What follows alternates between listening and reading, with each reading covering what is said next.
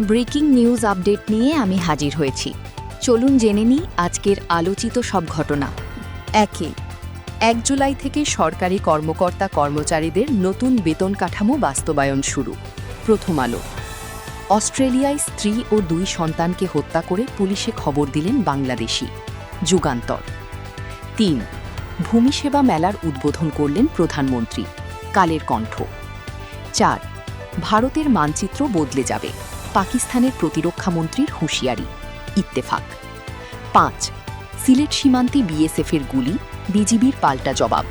মানবজমিন। 6 যুক্তরাষ্ট্রে ইসলামিক স্কুলে গুলি, বন্দুকধারী সহ নিহত 5। সমকাল। 7 ডুয়েটে ষষ্ঠ দিনের মতো চলছে শিক্ষার্থীদের আন্দোলন। আজকের পত্রিকা। 8 বিশ্ববাজারে কমল তেলের দাম, দেশ রূপান্তর। 9 ইরানের সংশোধিত প্রস্তাব যুক্তরাষ্ট্রকে হস্তান্তর পাকিস্তানের। ডিডব্লিউ। 10 যুক্তরাষ্ট্রে মসজিদে 3 জনকে হত্যার পর সন্দেহভাজন 2 কিশোরের আত্মহত্যা, বিবিসি বাংলা বা সিএনএন। স্যান্ডিয়েগোতে 3 জন নিহত।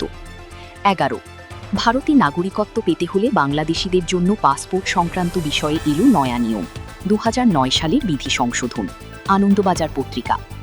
12 উপসাগরীয় মিত্রদের অনুরোধে ইরানের ওপর হামলা স্থগিত করেছেন ট্রাম্প। আল জাজিরা বা আরব নিউজ বা the new York Times.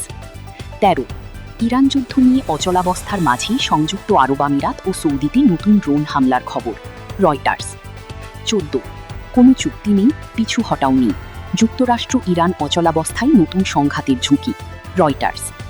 15 Congo ও উগান্ডায় ইবোলার প্রাদুর্ভাবকে আন্তর্জাতিক জরুরি অবস্থা ঘোষণা করল WHO, দ্য গার্ডিয়ান।